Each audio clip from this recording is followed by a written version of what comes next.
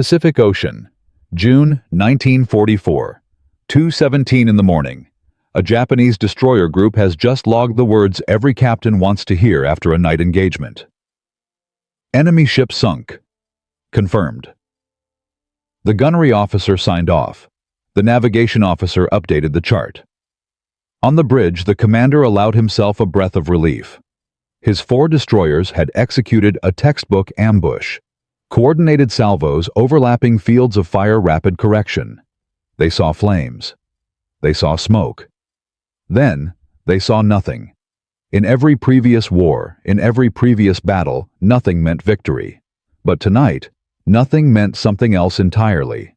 Tonight, nothing meant a 24-year-old radar operator named Thomas Bellingham, a former appliance repairman from Akron, Ohio, was about to turn the entire engagement upside down. Within 3 minutes, the ship the Japanese had declared dead would fire back with devastating accuracy. Within 12 minutes, the hunter group would be scattered, burning, and fighting for survival. Within 1 hour, 2 of those 4 destroyers would never make port again. And it all started because one man refused to turn off his screen. This is the story of how radar, a technology most naval commanders still did not fully trust in. 1944 transformed a defeated American warship into the most dangerous thing on the ocean that night. But to understand why Thomas Bellingham mattered, you have to understand what the Pacific looked like before men like him changed everything. By mid-1944, the war in the Pacific had entered a phase that historians would later call the Great Compression. American forces were pushing westward across thousands of miles of open ocean, island by island, atoll by atoll. The strategy demanded constant naval support. Supply convoys, troop transports, bombardment groups, escort screens. Every one of those missions required ships to operate in waters where the Imperial Japanese Navy still held tactical advantages, especially at night. Japanese destroyers were feared for a reason. Their crews trained relentlessly in night torpedo attacks. Their long lance torpedoes had a range and explosive power that nothing in the American arsenal could match. And their doctrine for night surface engagement was arguably the most refined of any navy in the world. The results spoke for themselves. At Savo Island in August 1942, a Japanese cruiser force had annihilated 4 Allied heavy cruisers in less than an hour. At Tassafaronga 4 months later, a single Japanese destroyer squadron had torpedoed 4 American cruisers, sinking 1 and crippling 3 while losing only a single ship. Night after night in the Solomons, Japanese destroyers ran the supply missions they called the Tokyo Express, outfighting and outmaneuvering every force sent to stop them. The numbers were brutal. Between August 1942 and February 1943, the U.S. Navy lost over 24 major warships in night surface actions around Guadalcanal alone. Thousands of sailors died in waters so contested that rescue operations often could not begin until days later. Commanders who survived those battles reported the same terrifying experience. The enemy appeared from nowhere, fired with impossible accuracy, and vanished before anyone could respond. American ships were not poorly built. American crews were not cowards. But they were fighting blind. Lookouts with binoculars against crews who had spent years perfecting the art of seeing in darkness. It was a mismatch that cost lives every single week. The U.S. Navy knew the problem. They had known it since Savo Island. But knowing a problem and solving it are 2 very different things.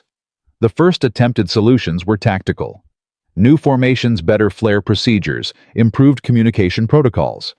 None of it worked well enough. Japanese night fighting doctrine was too fast, too aggressive, too practiced to be countered by organizational charts and signal flags. The second wave of solutions was technological, and it arrived in the form of a glowing green circle on a cathode ray tube.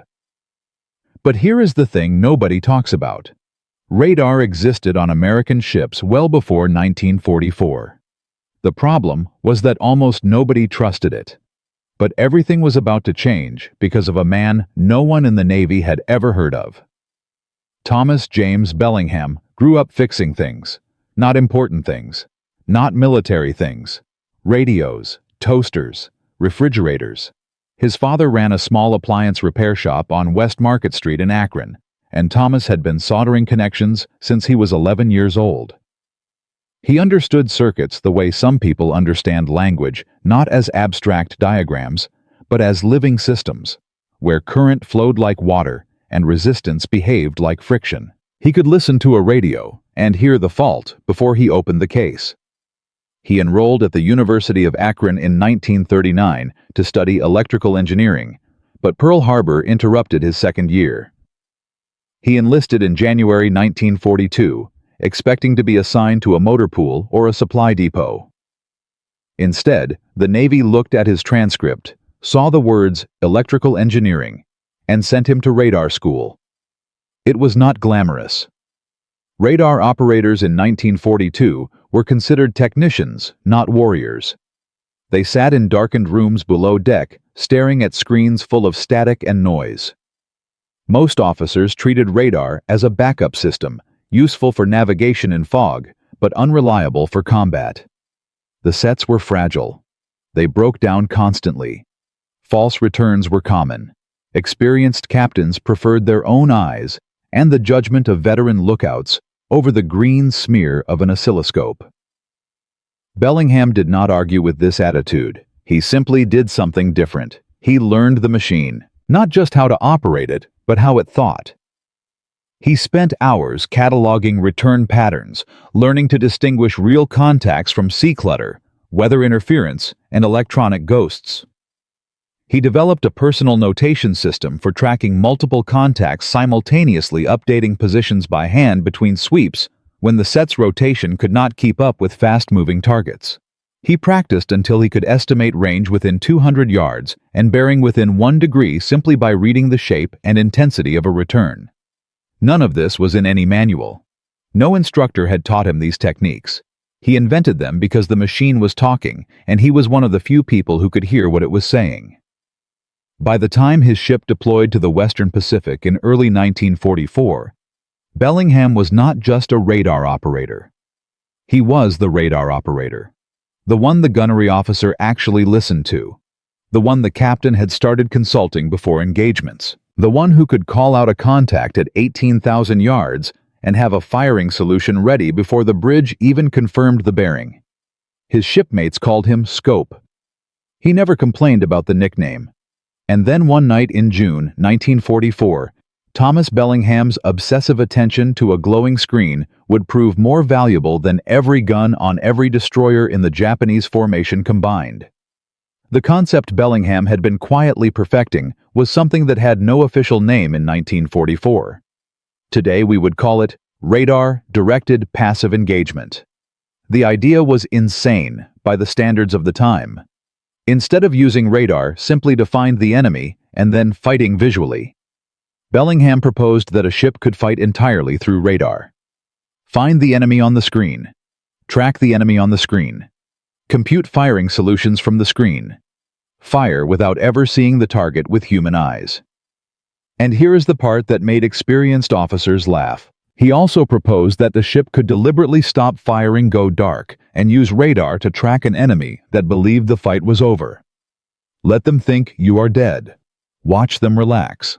Then choose the moment to strike when they are most exposed. When Bellingham first explained this idea to his gunnery officer, Lieutenant Commander Howard Price, the response was immediate. That is suicide. You want us to take hits, stop shooting, and just sit there. Every instinct in naval combat said the opposite. If you are being fired upon, you fire back. You fight with everything you have until you cannot fight anymore. Going silent meant accepting damage without response. It meant trusting a machine over every survival instinct a sailor possessed. The captain was skeptical. The executive officer thought it bordered on cowardice. Even fellow radar operators questioned whether the sets were reliable enough to sustain combat tracking for more than a few minutes under fire. Bellingham had one argument. The math works. I can show you the math. And on a quiet afternoon in port, he did exactly that. He laid out engagement plots from 3 previous night actions where American ships had been surprised by Japanese destroyers. In every case, the American ships had fired back immediately revealing their positions, and had been destroyed by coordinated torpedo attacks within minutes. Then he showed an alternative. What if those ships had gone dark after the first exchange? What if they had let the Japanese believe they were sinking while radar continued to track every enemy movement? The plots showed something remarkable. In every case, the Japanese destroyers had repositioned after their attack runs, spreading out along predictable courses at predictable speeds. They followed doctrine, and doctrine was predictable. A ship with working radar could have tracked every one of those movements and developed firing solutions without the enemy ever knowing they were still in the fight. They did not know that this calculation scribbled on notebook paper by a former appliance repairman would save hundreds of lives before the year was out. The test came not in a laboratory or a controlled exercise, but in the middle of the Pacific Ocean against a real enemy. June 1944. The ship was operating as part of a screening force when radar detected multiple fast contacts approaching from the northwest. Bellingham identified them immediately. 4 destroyers line abreast, closing at 30 knots. Classic Japanese night attack formation. The engagement began violently. Japanese shells found the range quickly. Hits registered.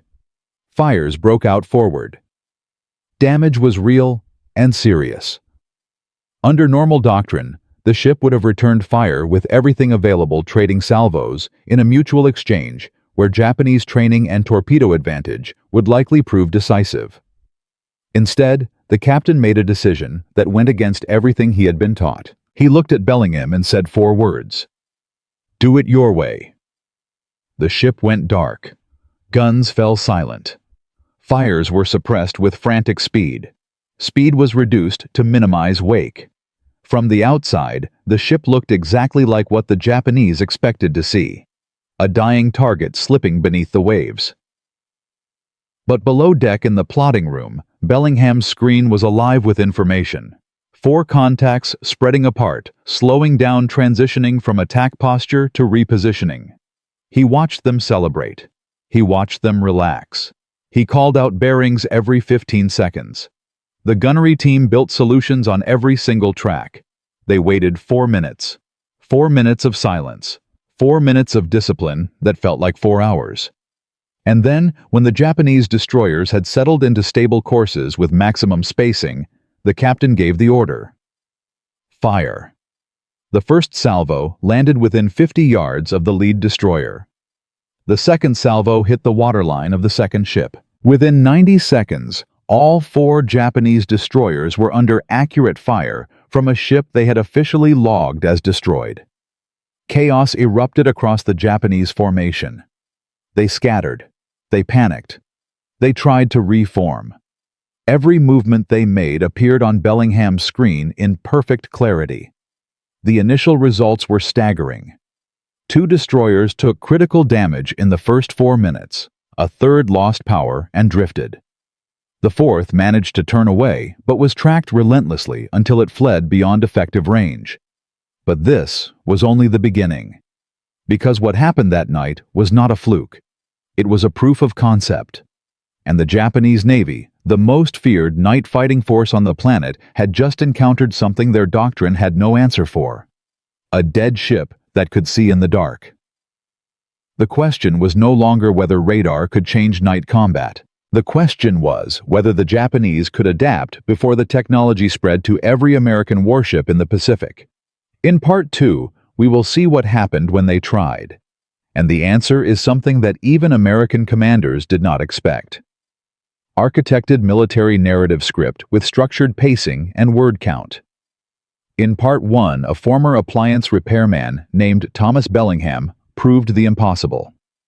He turned a damaged, burning American warship into a ghost that struck back from the dead, scattering a Japanese destroyer group that had already logged victory. 2 enemy destroyers were crippled. A third lost power. The fourth fled into darkness. Radar-directed passive engagement had worked. 1 ship, 1 crew, 1 man staring at a green screen had rewritten the rules of night combat in 12 minutes. But proving a concept in the chaos of a single battle is one thing.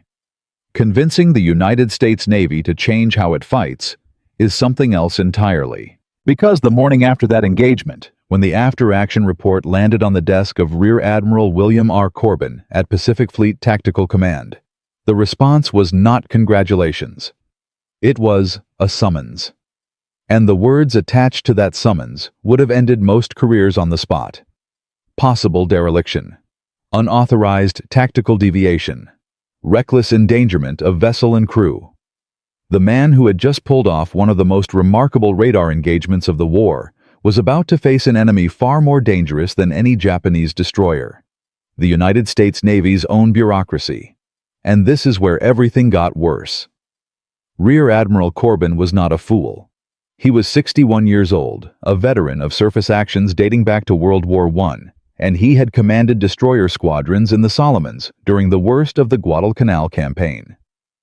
He had watched friends die at Savo Island. He had buried officers who made unconventional decisions and paid for them with their ships.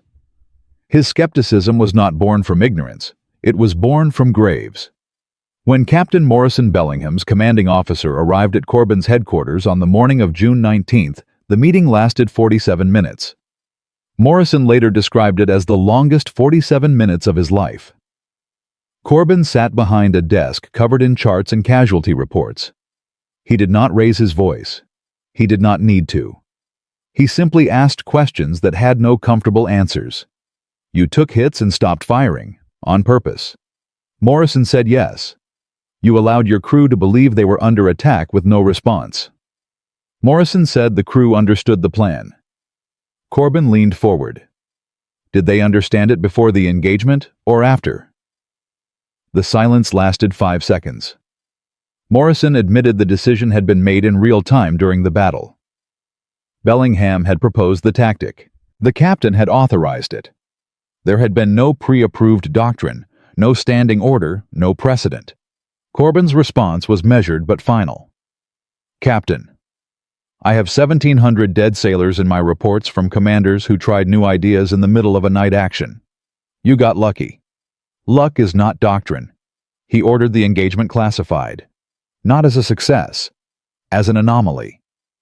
The report was filed under tactical irregularity and flagged for review. Bellingham's name was not mentioned in the summary. Morrison was informed that any further deviation from standard engagement protocol would result in immediate relief of command. The message was clear. What happened that night did not happen, and it would not happen again. But the problem was that Japanese destroyers kept happening. In the 3 weeks following the engagement, Pacific Fleet screening forces lost 4 ships in night actions. 2 were torpedoed before they could identify the attackers. 1 was caught in a crossfire between 2 destroyer groups that appeared simultaneously from opposite bearings. The 4th detected the enemy on radar, but followed standard doctrine, opened fire immediately, and was overwhelmed by coordinated torpedo salvos within 6 minutes. 112 sailors died in that action alone. The casualty reports stacked higher on Corbin's desk every morning. The solution was right there, buried in a classified file labeled Anomaly. And one man knew it. But Bellingham found an ally where no one expected one. Commander Richard Harwood was not the kind of officer who broke rules. He was the kind of officer who rewrote them. At 43, Harwood ran the radar employment section at Pacific Fleet, a small department most line officers treated as a technical backwater. His job was to evaluate radar equipment and recommend improvements. Nobody asked him about tactics.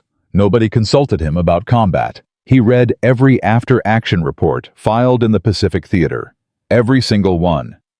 And when the classified report from Bellingham's engagement crossed his desk, flagged as an irregularity, Harwood did something unusual. He read it 3 times. Then he pulled the radar logs. Then he pulled the gunnery data. Then he reconstructed the entire engagement on a plotting table in his office, minute by minute. The numbers were extraordinary. In standard night engagements during 1944, American ships firing at radar contacts achieved hit rates between 3 and 7%. Bellingham's ship firing after 4 minutes of silent tracking had achieved a hit rate of 23%. First salvo accuracy, normally around 12% in radar, directed fire had been 31%.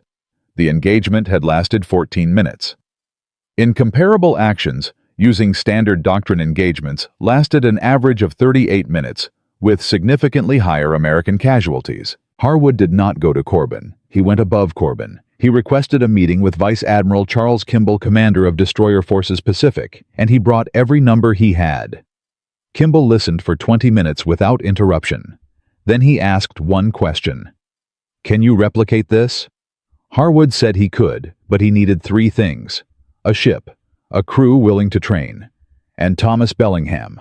Kimball gave him all three, but with conditions. One test, one controlled exercise, 30 days to prepare. If the results did not match the claims, the project would be terminated, and everyone involved would return to regular duties without appeal. There would be no second chance. Harwood agreed. He had Bellingham transferred to his section within 48 hours. They had 30 days to prove that a 24-year-old former repairman had discovered something that could save the Pacific Fleet. The test was scheduled for July 22, 1944, in waters northeast of Eniwetok Atoll. The setup was deliberately designed to be unfair. Bellingham's ship, the destroyer escort, USS Kendrick, would face 3 fleet destroyers acting as an aggressor force. The aggressors were crewed by veterans of the Solomons campaign. Their captains had real combat experience in night surface actions. They were told nothing about radar passive engagement. They were simply told to find and destroy the Kendrick using standard fleet doctrine. Observing from a cruiser 5 miles away were Admiral Kimball, Admiral Corbin, and 11 senior officers whose opinions would determine whether the concept lived or died. Corbin had made his position clear before the exercise began. He told Kimball privately that he expected the Kendrick to be located and theoretically destroyed within 15 minutes. The exercise began at 0200. Seas were moderate. Visibility was poor. Moon was a thin crescent behind intermittent clouds. Perfect conditions for a night action. The 3 aggressor destroyers moved in a standard search formation spacing at 800 yards speed 22 knots. They were confident, 3 against 1 with experienced crews. This would be short. For the first 11 minutes, nothing happened. The aggressors swept their assigned sector and found nothing. Lookouts reported empty ocean. Their own radar showed scattered returns, but nothing consistent. On the Kendrick, Bellingham sat in the plotting room and watched all 3 contacts with absolute clarity. He had tracked them from the moment they left their starting position 18,000 yards away. He knew their formation. He knew their speed. He knew their heading. He called updates every 20 seconds. The gunnery team had solutions on all 3 ships before the aggressors even reached the search area. At minute 12, the Kendrick deliberately revealed itself. A brief radar emission, just enough to simulate the electronic signature of a ship caught off guard. The aggressors detected it immediately. All 3 turned toward the contact. Speed increased to 28 knots. This was the trap. Bellingham watched the 3 destroyers converge on the position where the Kendrick had been 60 seconds earlier. The ship had already moved, sliding southeast at low speed, while the aggressors charged northwest. On the plotting table, their tracks looked like arrows aimed at empty water. The aggressors reached the projected position and found nothing. Confusion set in. They began a box search standard procedure when contact is lost. Each turn, each course change, each speed adjustment appeared on Bellingham's screen like handwriting. He read it fluently. At minute 19, with the aggressors spread across a 2-mile box and their formation geometry fully mapped, the Kendrick opened fire. Simulated salvos scored by observers on the cruiser using radar tracking data. The first salvo was scored as a direct hit on the lead destroyer at 9,000 yards. The second salvo, fired 18 seconds later, was scored as a straddle on the second destroyer. The third destroyer attempted evasive action. Bellingham tracked the turn called the new heading, and the gunnery team adjusted. The third salvo was scored as a hit within 22 seconds of the maneuver. Total time from first shot to 3 scored hits on 3 separate targets. 54 seconds. On the observation cruiser Silence. Admiral Corbin requested the scoring data repeated. It was repeated. He requested it a third time. The numbers did not change. In 54 seconds, a single destroyer escort, manned by a crew that had trained for less than 30 days, had theoretically neutralized 3 fleet destroyers crewed by combat veterans. The hit rate for the exercise was 41%. Nearly 6 times the fleet average. First salvo accuracy was 38%. The aggressors had never identified the Kendrick's actual position. After the exercise, Corbin said nothing for several minutes. Then he turned to Kimball and spoke 5 words that Harwood would remember for the rest of his life. How fast can we train more? But success in a controlled exercise and success in combat are separated by blood chaos and 10,000 variables no test can simulate. The Navy moved faster than anyone expected. Within 2 weeks, Kimball authorized the creation of a radar tactics training program based entirely on Bellingham's methods. The program was designated Project Midnight and classified at the highest level available for tactical doctrine. Bellingham was promoted to warrant officer and assigned as lead instructor.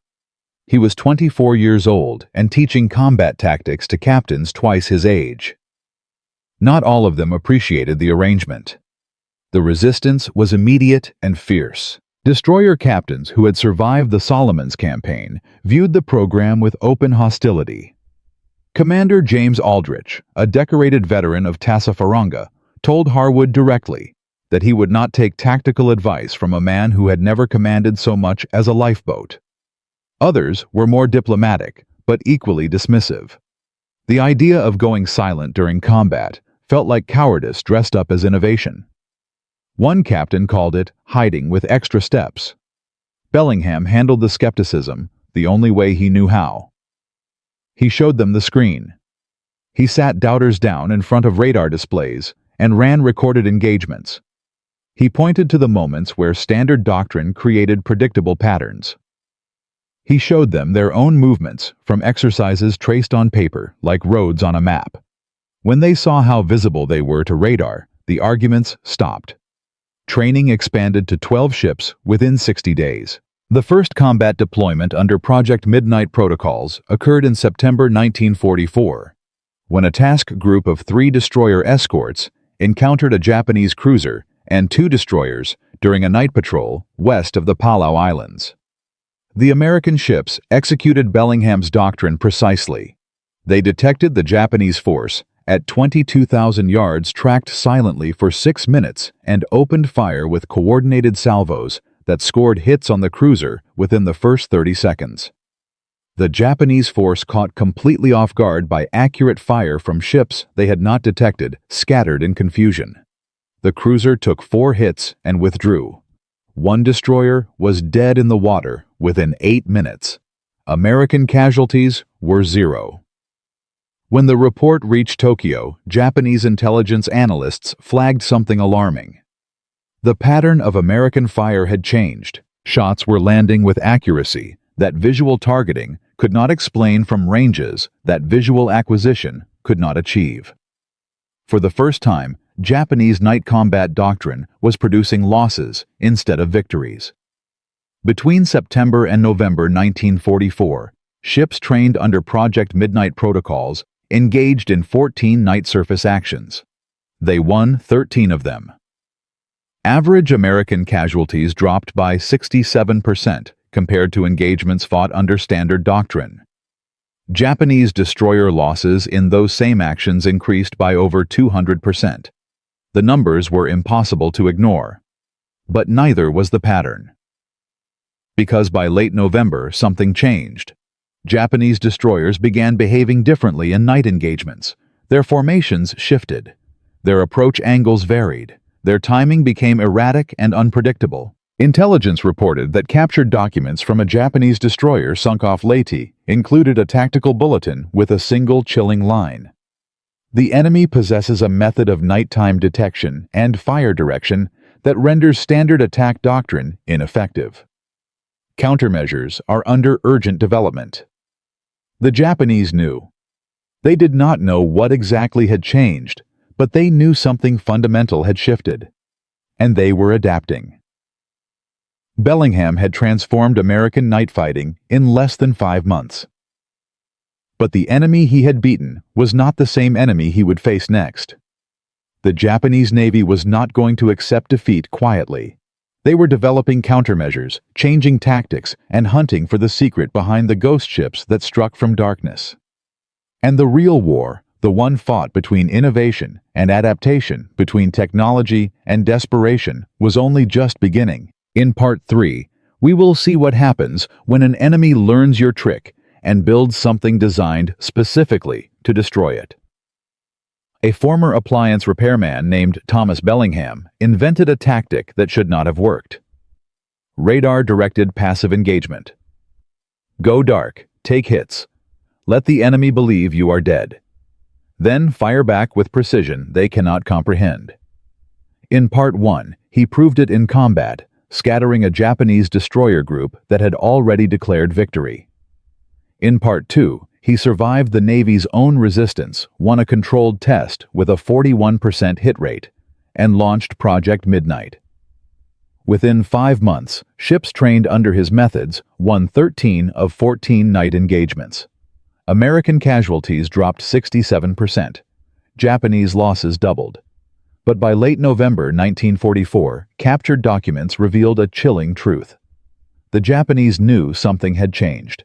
They were adapting. Countermeasures were under development, and now this was no longer an experiment. This was an arms race fought in darkness, measured in minutes and decided by whoever adapted faster. The question was no longer whether Bellingham's tactics worked. The question was whether they could survive what came next. In December 1944, Japanese naval intelligence issued Directive 447, a classified tactical bulletin distributed to every destroyer and cruiser commander in the combined fleet. The directive was blunt. American forces possess an unknown method of detecting and engaging Imperial vessels during night actions without visual contact. Standard approach formations are to be considered compromised. The document outlined 3 immediate changes. First, Japanese destroyers would no longer approach in line abreast formation. Instead, they would use staggered echelon approaches with irregular spacing that changed every 4 minutes. Second, ships would execute random course alterations during attack runs, zigzagging at intervals determined by individual captains rather than coordinated timing. Third, and most significantly, Japanese forces began deploying radar countermeasures for the first time. Crude aluminum strips called gimonshi, similar to what the Allies called chaff, were dropped from float planes ahead of destroyer formations to create false returns on American radar screens. The effects were immediate. In the first 2 weeks of December, 3 engagements fought under the new Japanese protocols produced results that alarmed American commanders. At the first action near Ormoc Bay, a Project Midnight trained destroyer escort detected a Japanese force at 16,000 yards, but found the radar picture contaminated by dozens of false returns. The gunnery team could not separate real ships from chaff clouds. First salvo accuracy dropped from 38% to 9%. The Japanese closed to torpedo range and scored 2 hits before withdrawing. 11 American sailors died. At a second engagement off Mindoro, Japanese destroyers, using the new zigzag protocol, presented tracks so erratic that firing solutions degraded within seconds of computation. A midnight-trained ship fired 14 salvos and scored only 2 hits. Before Directive 447, the same crew had averaged 6 hits per 14 salvos. The numbers told a clear story. Japanese adaptation was working. Between December 1st and December 20th, American losses in night surface actions increased by 40% compared to the previous 3 months. Project Midnight's advantage was eroding, fast. Bellingham received the reports at his training facility on Ulithi Atoll. He read each one without speaking. Then he pulled the radar logs and began studying the new Japanese patterns with the same obsessive precision he had applied to everything else. He worked for 3 days without sleeping more than 2 hours at a stretch. His staff worried about him. But Bellingham was not worried. He was listening. The machine was still talking, but the Japanese were not the only problem he faced. On December 18th, during a training exercise near Ulithi, the destroyer escort, USS Redford, attempted to execute a passive engagement drill and suffered a catastrophic failure. The ship's SG radar set, pushed beyond its normal operating parameters by the continuous high-intensity tracking that Bellingham's methods demanded, overheated and shut down completely during the simulated dark phase. For 7 minutes, the Redford was genuinely blind. In a real engagement, those 7 minutes would have been fatal. The incident triggered an immediate review. Commander Aldrich, the Tassafaronga veteran, who had never trusted the program, seized the moment. He filed a formal report, arguing that Project Midnight placed unsustainable demands on radar equipment not designed for continuous combat tracking. The SG radar set was engineered for intermittent use, periodic sweeps to establish contact, not the minute-by-minute sustained tracking that Bellingham's doctrine required. Aldrich's report included maintenance data from 14 Midnight-trained ships. Average radar set failures had increased by 230% compared to ships operating under standard doctrine. Tube replacements were happening 3 times faster than supply chains could deliver. 2 ships had been forced to withdraw from patrol because their radar sets simply stopped working. The report landed on Admiral Kimball's desk, alongside the rising casualty numbers from Japanese countermeasures. For the first time since the July test, Kimball questioned whether Project Midnight was sustainable. He summoned Bellingham and Harwood to a meeting on December 22nd. The question was direct. Can this program survive, or have we built a weapon that breaks itself? Bellingham asked for 2 weeks. Kimball gave him 10 days. If the technical problems were not solved and the Japanese countermeasures not addressed by January 1st, Project Midnight would be suspended pending a full engineering review. Suspension, everyone in the room understood, meant death. Programs that stopped in wartime did not restart. Bellingham had 10 days to save everything he had built. He spent the first 3 days on the radar problem. Working with a team of 4 Navy electronics technicians, he redesigned the cooling arrangement for the SG set's magnetron tube. The original configuration relied on passive airflow. Bellingham fabricated a forced air cooling system using blower fans salvaged from galley ventilation equipment. The modification was crude. It was also brilliant. Testing showed that the modified sets could sustain continuous tracking for over 90 minutes without overheating compared to 35 minutes for unmodified equipment. He wrote the modification procedure in 6 pages and had it distributed to every Midnight-trained ship within 48 hours. The remaining 7 days he spent on the Japanese countermeasure problem. This was harder. Chaff created genuine confusion on radar screens. False returns mixed with real contacts in ways that no amount of operator skill could instantly separate. Bellingham stared at recordings of chaff-contaminated radar sweeps for hours, and then he noticed something. Chaff drifted. Ships did not. A chaff cloud once deployed moved with the wind. Its returns shifted gradually downwind at speeds between 5 and 15 knots, depending on altitude and conditions. A real ship return maintained course and speed independent of wind. The difference was subtle, sometimes only 2 or 3 knots of drift rate. But it was consistent. Bellingham developed a filtering technique he called wind subtraction. By noting wind direction and speed, an operator could mentally eliminate returns that drifted with the wind and focus exclusively on returns that moved against it or held steady courses. It required intense concentration and excellent situational awareness. It was exactly the kind of skill Bellingham had been training operators to develop for months. He tested the technique on December 30th using recorded data from the Ormoc Bay engagement. Applying wind subtraction to the contaminated radar picture, he separated all 4 real ship contacts from 17 chaff returns in under 90 seconds. He taught the technique to 6 operators in 2 days. By January 1st, he stood before Admiral Kimball with modified radar cooling installed on 3 ships.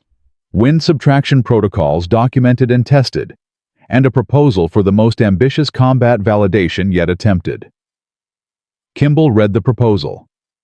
Then he authorized it. January 7, 1945. Waters west of Lingayen Gulf, Philippines. A task group of 5 American destroyer escorts, all midnight trained, all equipped with Bellingham's modified radar sets and wind subtraction protocols, was assigned to screen the northern flank of the Lingayen invasion force. Intelligence reported a Japanese surface group of 7 ships, 4 destroyers, and 3 escort vessels moving south to attack the transport anchorage. The engagement would later be designated Action off Santiago Island. It began at 0147. Bellingham was aboard the lead ship, USS Kendrick, the same vessel that had performed the July test. He sat at his radar station and watched 7 contacts appear at 24,000 yards. Between the contacts and the task group, the screen showed a blizzard of false returns. Japanese float planes had laid a chaff corridor nearly 8 miles wide. On any other night to any other operator, the picture would have been unreadable. Bellingham began wind subtraction. Wind was from the northeast at 12 knots. He tagged every return drifting southwest at approximately 12 knots and eliminated them mentally.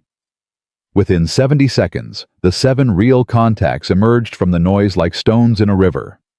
He called bearings. The gunnery team on all 5 ships received targeting data through the tactical network. Solutions were built silently. No ship fired. No ship revealed itself. The Japanese force advanced through their own chaff corridor, confident the screen would blind American radar. They maintained a staggered echelon formation with zigzag legs every 3 minutes. Bellingham tracked each zigzag. He timed the intervals. He predicted the next leg. At 0158, the Japanese reached 11,000 yards. Bellingham identified the moment when all 4 destroyers were simultaneously committed to a northwesterly zigzag leg temporarily aligned in a shallow arc that presented maximum broadside exposure. He spoke one word: now. 5 ships fired simultaneously. 24 shells crossed 11,000 yards in 14 seconds. The first salvo straddled the lead Japanese destroyer. The second hit the third destroyer amidships. Explosions. Water columns. Fire. The Japanese scattered. Zigzag protocols broke down immediately as captains reacted to fire from a direction they had not expected. Bellingham tracked every evasive move. He called corrections. Salvos adjusted within 20 seconds. The third Japanese destroyer lost power after 4 direct hits. The lead destroyer took fires forward and aft. The second destroyer launched torpedoes blindly toward the estimated direction of fire, but the American ships had already shifted position, using pre-planned maneuver routes that Bellingham had plotted before the engagement. Every torpedo missed. Within 9 minutes, 3 Japanese destroyers were burning or dead in the water. The remaining destroyer and 3 escort vessels attempted to withdraw north. Bellingham tracked them for 12 minutes, directing intermittent fire that scored hits on 1 escort, and forced the retreating group into a course that carried them directly across the patrol line of an American submarine, which torpedoed and sank the 4th destroyer at 0243. Total Japanese losses: 4 destroyers sunk or crippled. 1 escort severely damaged. American losses: 1 hit on 1 ship, causing minor damage, and 0 fatalities. The engagement lasted 26 minutes. On the Kendrick. After the last Japanese contact faded from the screen, Bellingham removed his headset, stood up, and walked to the weather deck. He stood in the darkness for several minutes without speaking. When a junior operator asked if he was all right, he said only one thing: the cooling mod held up fine. The report from Santiago Island reached Pacific Fleet Command within 18 hours. The numbers were impossible to misread. 5 ships against 7. 4 enemy destroyers destroyed. 0 American deaths. Chaff countermeasures defeated. New zigzag protocols rendered irrelevant. Every tactical adaptation the Japanese had developed over the previous 2 months had been neutralized in a single engagement. Admiral Kimball classified the action report at the highest priority and distributed it personally to every task force commander in the Pacific. The attached memorandum contained one directive. All screening forces will implement Project Midnight protocols effective immediately. No exceptions. Training capacity expanded from 12 ships to over 80 within 6 weeks. Bellingham's radar cooling modification was designated a fleet standard alteration and installed on every SG-equipped vessel in the forward area by February 1945. Wind subtraction became a required skill for all radar operators.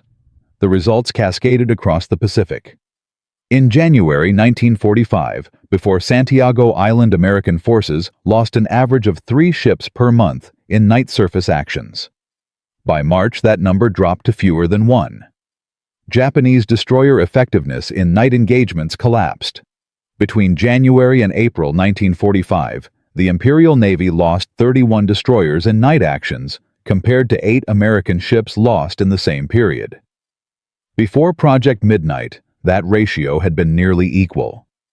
Japanese commanders reported to Tokyo that night operations against American screening forces had become, in the words of one captured dispatch, operationally suicidal. The Imperial Navy began withdrawing its remaining destroyer forces from offensive night missions entirely by late March. For the first time in the Pacific War, the Japanese had ceded the night. Thomas Bellingham received the Navy Cross on February 14, 1945.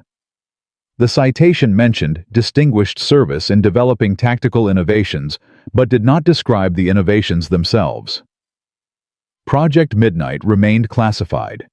Bellingham attended the ceremony in a borrowed dress uniform because he did not own one. He shook hands with Admiral Kimball, posed for a photograph he never displayed, and returned to Ulithi the following morning to continue training operators. Commander Harwood was promoted to captain. Even Admiral Corbin, the man who had tried to bury the original report, wrote a personal letter to Bellingham acknowledging that the program had exceeded every expectation. The letter contained one sentence Bellingham kept: "I was wrong, and the Navy is better for it." By April 1945, the Pacific had transformed. Night combat, once the domain of Japanese superiority, now belonged entirely to the U.S. Navy. Bellingham's methods had not just improved existing capabilities. They had created an entirely new form of warfare. Ships that could see without being seen. Ships that could wait without losing awareness. Ships that turned silence into a weapon and patience into a killing advantage. The Japanese had tried to adapt. They had changed formations, deployed countermeasures, altered timing protocols. Every adaptation had been overcome, not by superior numbers or better ships, but by one man's understanding of a machine that most officers had dismissed as unreliable. But here is the part of the story that almost nobody knows. Because while the Navy celebrated its dominance of the night, while admirals wrote reports and strategists updated doctrine, Thomas Bellingham was quietly dealing with something no citation or promotion could address. The war had changed him. The man who had stared at radar screens for thousands of hours, who had tracked ships he knew, carried living crews who had called the word now and watched those ships burn. That man was not the same person who had fixed toasters in Akron, Ohio. What happened to Thomas Bellingham after the war ended is a story that the Navy never told and historians rarely mention. It is also the most important chapter of this entire account. And it begins with a question that Bellingham asked himself on the night of August 15, 1945, when the Japanese surrender was announced, and every ship in Ulithi Harbor fired star shells into the sky in celebration.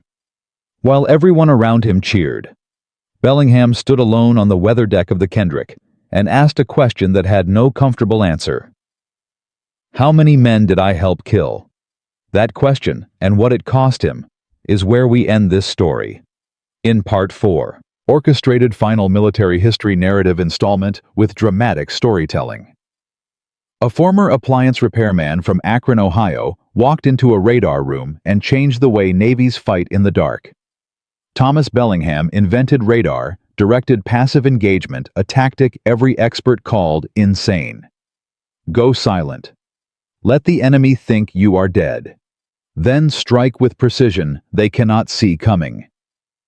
He proved it in combat against a Japanese destroyer group that had already logged victory. He survived the Navy's own bureaucracy. He passed a controlled test with a 41% hit rate that left admirals speechless. He built Project Midnight from nothing, trained 80 ships, defeated Japanese countermeasures, and led the engagement at Santiago Island, where 5 American ships destroyed 4 Japanese destroyers without losing a single sailor. By April 1945, the Imperial Japanese Navy had abandoned offensive night operations entirely. Thomas Bellingham had won. But winning a war and surviving a war are two different things. On the night the Japanese surrendered, while every ship in Ulithi Harbor erupted in celebration, Bellingham stood alone on the weather deck, asking a question that had no easy answer. How many men did I help kill? This story has one final chapter, and it is not the one you expect. Because sometimes the hardest battle begins after the last shot is fired. The war ended on August 15, 1945. Thomas Bellingham was 25 years old. He had been awarded the Navy Cross, promoted to warrant officer, and credited internally with developing a tactical doctrine that had saved an estimated 4,000 American lives and sunk or crippled over 40 Japanese warships. None of that was public. Project Midnight remained classified. To the outside world, Bellingham was simply another sailor coming home. He returned to Akron in October 1945 and moved back into his father's house on West Market Street. The appliance shop was still there. His father had kept it running through the war, mostly fixing radios for neighbors and the occasional refrigerator for a local restaurant. Bellingham tried to go back to work. He lasted 3 weeks. The problem was not the work itself. It was the silence. For nearly 2 years he had lived inside the constant hum of radar equipment, the steady sweep of the scope, the quiet intensity of tracking contacts that carried hundreds of living men. Now he stood in a quiet shop on a quiet street, fixing a broken toaster, and his hands would not stop shaking. He did not tell anyone. He went back to the University of Akron and completed his engineering degree in 1947. He took a job with Westinghouse Electric in Pittsburgh, working on industrial radar systems for civilian aviation. It was steady work. It paid well. He was good at it. But colleagues noticed that Bellingham rarely spoke about the war. When asked, he would say only that he had been a radar operator in the Pacific. He never mentioned Project Midnight. He never mentioned Santiago Island. He never mentioned the word now. In 1951, the Navy contacted him. The Korean War had begun, and radar-directed engagement tactics were being updated for a new generation of equipment. They wanted Bellingham to consult. He declined. He declined again in 1953, and again in 1958. Each time the Navy offered more: a civilian advisory position, a consulting contract, a role at the Naval War College. Each time Bellingham said no. Commander Harwood, now Captain Harwood, and stationed at the Pentagon, visited Bellingham in Pittsburgh in 1954. They had dinner at a small restaurant near Bellingham's apartment. Harwood later told his wife it was the saddest meal he had ever eaten. Bellingham was polite, articulate, and completely unwilling to discuss anything related to the war. When Harwood mentioned Santiago Island, Bellingham changed the subject to the Cleveland Indians. They never spoke again. Admiral Corbin, the man who had tried to bury Project Midnight, retired in 1950 and wrote a memoir that included a chapter on night combat innovation. He mentioned Bellingham by name, calling him perhaps the most naturally gifted tactical mind I encountered in 30 years of service. Bellingham never read the book. Lieutenant Commander Howard Price, the gunnery officer who had first heard Bellingham's idea and called it suicide, survived the war and became a vocal advocate for radar-directed tactics in the post-war Navy. He spent years trying to get Bellingham proper public recognition. Bellingham asked him to stop. The man who had changed everything wanted nothing from the institution he had saved. But the legacy Bellingham built did not need his permission to grow. Project Midnight was declassified in stages between 1958 and 1965. When the tactical documents finally became available to naval historians and foreign intelligence services, the reaction was immediate and global. The Royal Navy incorporated passive radar engagement principles into its destroyer doctrine by 1960. The French Marine Nationale adapted the wind subtraction technique for its Mediterranean patrol forces. The Soviet Navy studied captured documents and developed its own version, which NATO intelligence designated Whisper Protocol by 1962. The core principle Bellingham had pioneered, that a ship could survive by going silent and use sustained radar tracking to turn the enemy's assumptions into vulnerabilities, became the foundation of modern naval electronic warfare.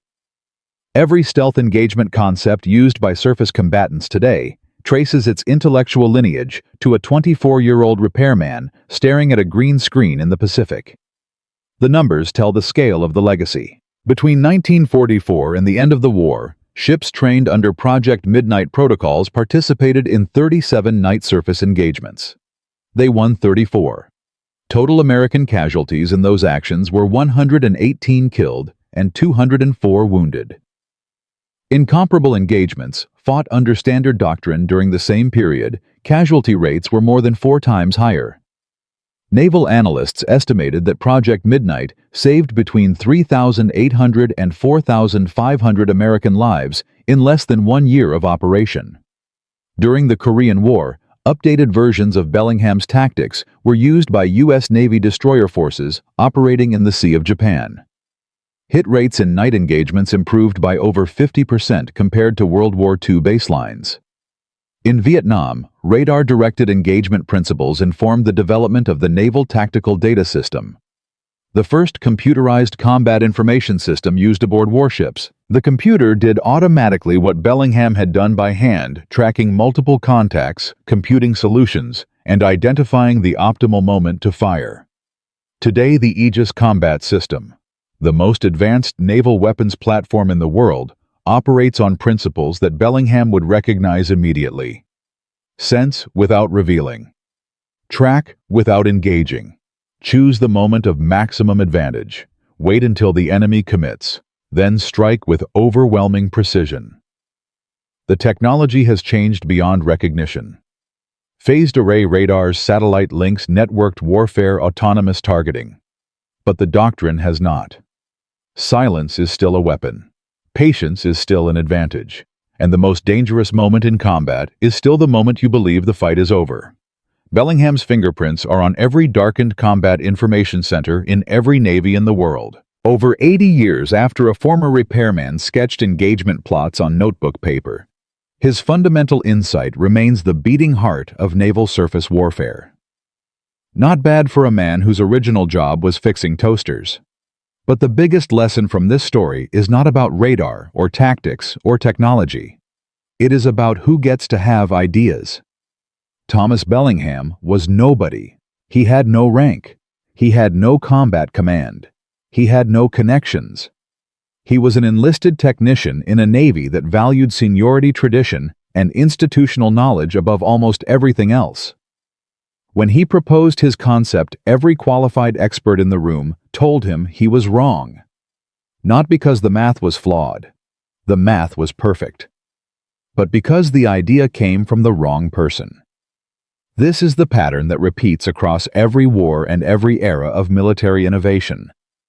The people closest to the problem are rarely the people with the authority to solve it.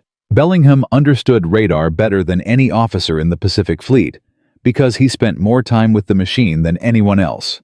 He was not smarter than the admirals. He simply had different information. And the system he operated within was not designed to listen to people like him. Consider the parallels. In World War I, a British Army engineer named Ernest Swinton proposed the concept of the tank. He was ignored for over a year by generals who considered armored vehicles impractical. When tanks finally deployed at the Somme in 1916, they transformed trench warfare overnight. In World War II, Barnes Wallis, a civilian aircraft designer, proposed the bouncing bomb to destroy German dams. The Air Ministry rejected the idea as ridiculous. When the Dam Busters raid succeeded in May 1943, it became one of the most celebrated operations of the war. Billy Mitchell, an American brigadier general, argued in the 1920s that air power would make battleships obsolete. He was court-martialed for insubordination. 15 years later, Japanese aircraft sank the British battleships Prince of Wales and Repulse in less than 2 hours, proving him right. The pattern is always the same. Outsider sees what insiders cannot. Institution resists. Evidence accumulates. Institution adapts, often too slowly, often at terrible cost. Bellingham's story fits this pattern precisely, but with one important addition. He did not just propose an idea, he built the proof himself. He did not wait for permission. He trained himself, documented his methods, and demonstrated results that could not be argued away. In a world that increasingly rewards disruption and innovation, Bellingham's approach remains the most effective strategy available to anyone with an idea the establishment does not want to hear. Do the work. Build the proof. Make the numbers undeniable. Let the results speak louder than your rank. And there is one final detail about this story that almost nobody knows. In 1987, the Smithsonian National Museum of American History acquired a collection of personal papers from the estate of Captain Richard Harwood, who had died the previous year. Among the letters, reports, and photographs was a small envelope marked "Personal, not for file." Inside was a single sheet of notebook paper, yellowed and creased from decades of handling. It was the original engagement plot that Bellingham had drawn during his first meeting with Harwood in June 1944. The plot showed 3 hypothetical night actions reconstructed from after-action reports, with Bellingham's alternative scenario sketched in pencil alongside the actual outcomes. In the margin, in Bellingham's handwriting, was a note that Harwood had apparently never shown to anyone during his lifetime. It read, "If this works, nobody needs to know it was me. I just want the guys to stop dying." The Smithsonian cataloged the document, but did not display it.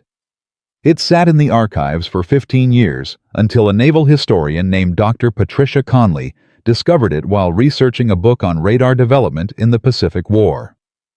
She published her findings in 2004. It was the first time Bellingham's full contribution was documented in an unclassified academic source. Bellingham himself never saw the publication.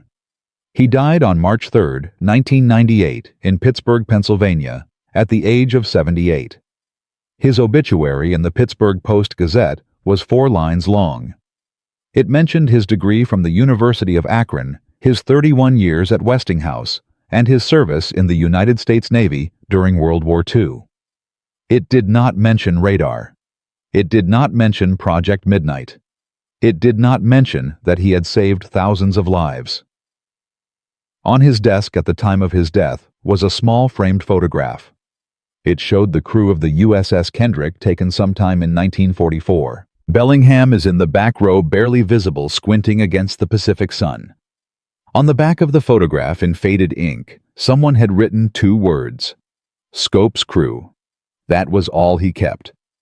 From a broken toaster shop in Akron to the most significant tactical innovation of the Pacific War. Thomas Bellingham, a man with no rank, no authority, and no reason to be listened to, proved that the most powerful weapon in warfare is not a gun or a ship or a bomb. It is an idea that arrives at the right moment in the mind of someone stubborn enough to fight for it. His methods saved an estimated 4,000 American lives. His principles are embedded in every combat system, on every warship, in every major navy on Earth 80 years later. And he never wanted credit. He just wanted the guys to stop dying. That is the power of one person who refuses to accept that the way things are is the way things have to be. If you know a story like this one, a forgotten innovator, a rejected idea that changed history, share it in the comments.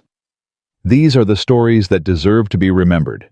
And if you want to hear more of them, subscribe. Because World War II produced hundreds of men and women like Thomas Bellingham. People whose names never made the history books, but whose ideas shaped the world you live in today. This was just one of them. Next time you hear someone say, "That is impossible," Remember a 24-year-old radar operator who heard the same words, ignored them, and changed a war? Because in the end, the most dangerous thing in any fight is not the enemy in front of you. It is the certainty that you already know everything there is to know.